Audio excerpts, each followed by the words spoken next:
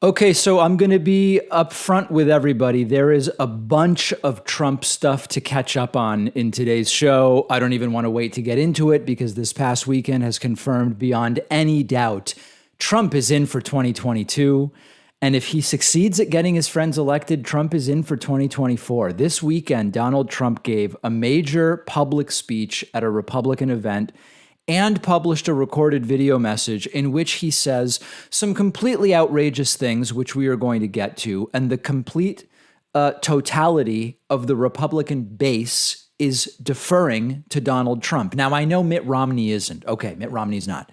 Liz Cheney is not deferring to Trump. Fine.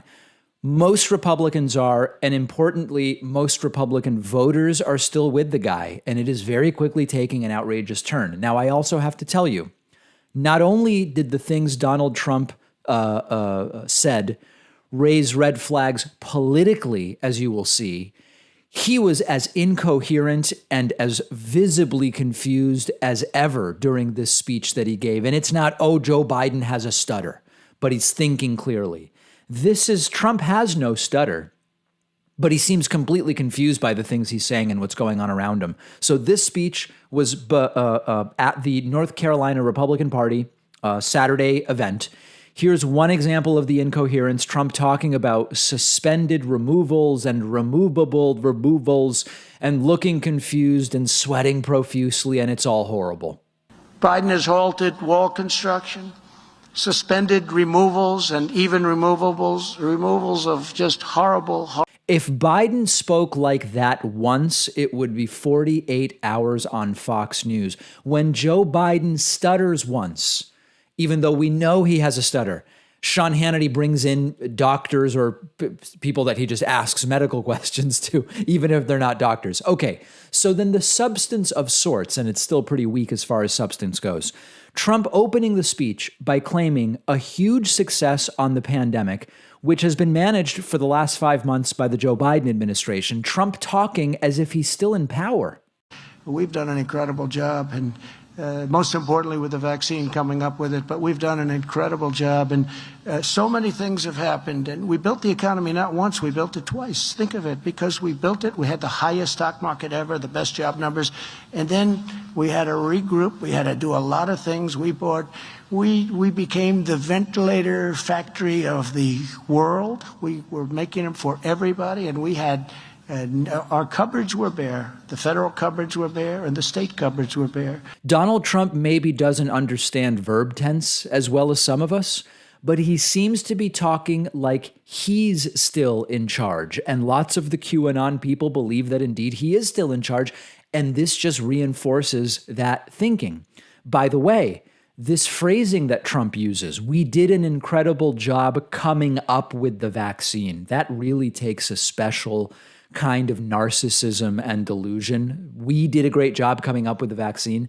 Now, on pandemic stuff, Trump is still calling the 1918 flu the 1917 flu. I don't know why. Remember, we interviewed a flu historian on the show, an historian, and said, is there any reason you could call the 1918 flu the 17 flu? He said, no, there just is no reason for that. Here's Trump doing it again. You would have had a 1917 Spanish flu number. They lost, they say, up to 100 million people. You would have had those. I guess it's a case of if you accidentally say it wrong once, if you're a narcissist, you just stick with it for years because you can't admit that you were ever wrong about anything. Then Trump gets into the current investigations of him and see if you can even remotely understand what he's saying here. The radical left prosecutors go after Trump. Just give it a shot, they say. Give it a shot. They failed in Washington. They failed all over the place. Between the impeachment hoax number 1, impeachment hoax number 2, all of these investigations, we failed. Let's send it to the radical left prosecutors in New York. Maybe they can have more luck. They'll never stop until November of 2024. They won't stop. I guess the point is, it's all a hoax. Trump being very edgy there, right, guys? Impressive stuff. Trump then keeps talking about these investigations, and he simply doesn't sound well. It seems to be getting to him in some kind of deep way. What did he do? Well, we don't know, but we'll figure it out. Washington Post reported the other day they've gotten millions of pages of documents. Well, when did he do a deal? Oh, did he do another deal? They're going through every deal I've ever done. Millions and millions of pages. If there's a comma mistake, if there's a misspelling, it's problems. You know what? It's a disgrace to our country. It's prosecutorial misconduct. They're in search of a crime.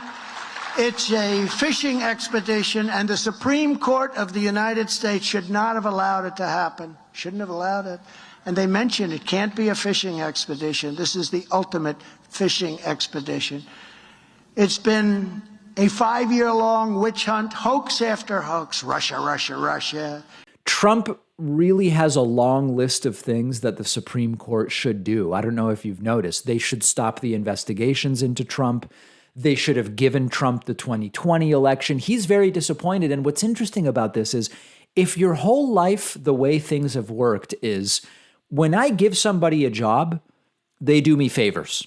He probably doesn't understand how could it be that a Supreme Court with 3 justices on it that he picked isn't doing exactly what he wants him to do. That's different than the way Donald Trump's career has gone so far. And then this next clip really takes some gall. After obstructing an investigation into himself and trying to steal the election and inciting an insurrection, Trump has the audacity to say he is trying to save democracy. Remember, I am not the one trying to undermine American democracy. I'm the one that's trying to save it. Please remember that.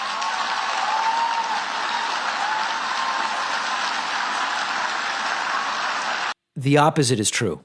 Of course, Donald Trump, one of the biggest threats to American democracy as we know it. So there it is. I mean, a completely vapid and low energy speech, Trump confused, Trump sweating, Trump lying, but the crowd mostly loved it. And it is so clear, we've been wondering for a few months, what direction is this party going to go? It's abundantly clear this guy controls the party overall right now.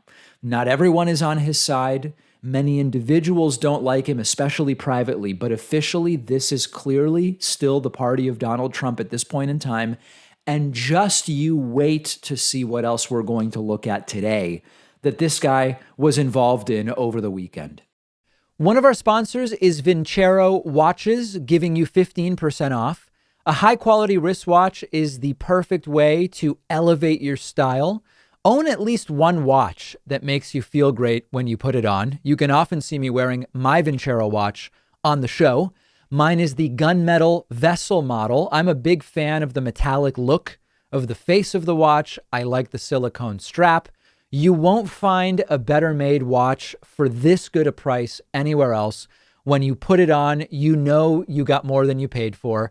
Vincero believes in crafting super quality watches from high-end materials, but selling them at fair prices, which is why they have over 26,000 5-star reviews. And they stand behind every watch they make with a 1-year return policy and 5-year warranty.